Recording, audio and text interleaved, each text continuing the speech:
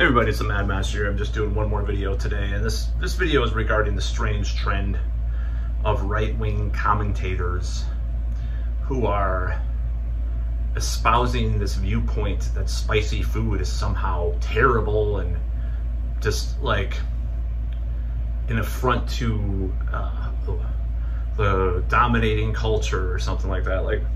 So I've long known, so I don't want to sound woke, but I've long known that a lot of the right-wing stuff is kind of a ruse. Same with the left-wing.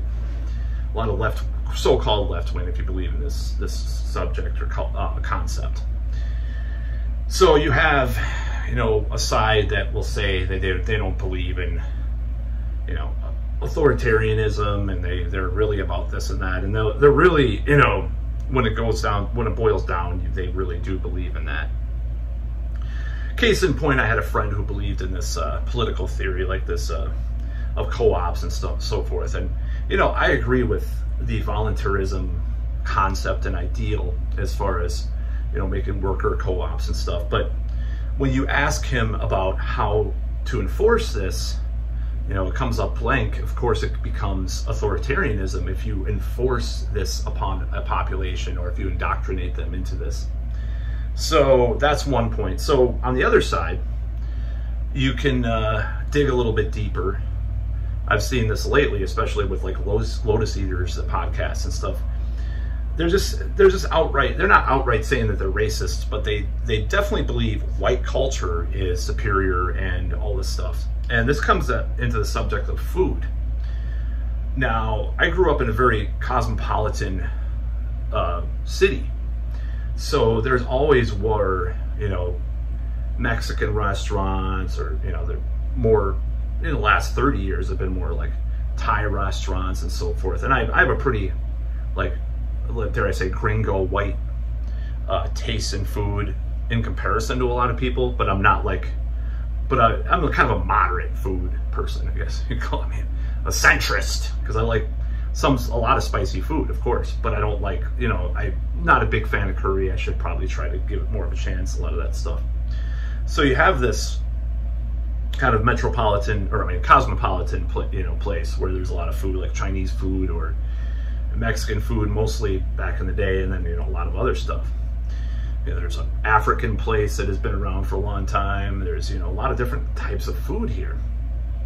And so I grew up with that, and I grew up as a vegetarian. I was kind of into, that was who I was raised with was a vegetarian. So I ate kind of stuff that was kind of vegetarian, but sometimes spicy. And then I got into spicy food. I remember going to this Cajun place and when I was 13 with my brother, and bought this thing, dirty rice. It was the hottest thing I ever had, but I loved it. And I started to go in there, and I started eating more spicy food, Mexican food, and so forth. So there's these memes going around, like Sydney Watson. I saw one today, Sargon of Akkad or some Lotus Eaters, about how bad spicy food is and how their food, the white food, is superior. I mean, basically this is what they're saying: the white food is superior.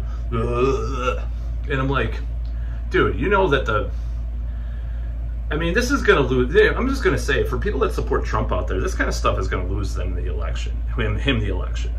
I'm not a Kamala Harris fan, as I obviously know from my videos, but, stuff like this is so stupid and so off-putting to people. First of all, spicy food, I like spices. It doesn't mean that you can't have good food without spices. I like, there's a lot of places that just put, salt and pepper on things, But I like spicy food. I've always liked it since I was basically a teenager. And I don't see anything wrong culturally with promoting spicy food or having a more cosmopolitan view on it with as far as food intake. In fact, the irony is Britain has been, for generations, huge fans of curry. They talk about, I just have to go and get my curry. Like you read an interview with like a rock star from Britain from like the 60s generation or whenever, and they're like, I love curry, it's my favorite, because they, India was a colony, and they had a lot of the cross pollination of cultures to some extent, even with colonization. One of the positive things about colonization, I should say, is that sometimes, I'm not going to be one of those people that says there's nothing good with neoliberalism or colonization. Go to the hood and you won't have... Oh, I have no idea. Someone responded to a video, so I was just looking at that. This is my video. So yeah, this whole thing is just so dubiously stupid and really counter. You know, it's like globalism is bad in the way that it's being implemented. I will say that it's bad, but globalism is bad because of the bureaucracies and the purported good guys that are doing it, these technocratic, corporatist, you know, financiers, you know, these global organizations. It's not bad because someone fucking brings a new dish to your town to cook that has some weird spice that you're scared of because you're a fucking racist. That's all I gotta say.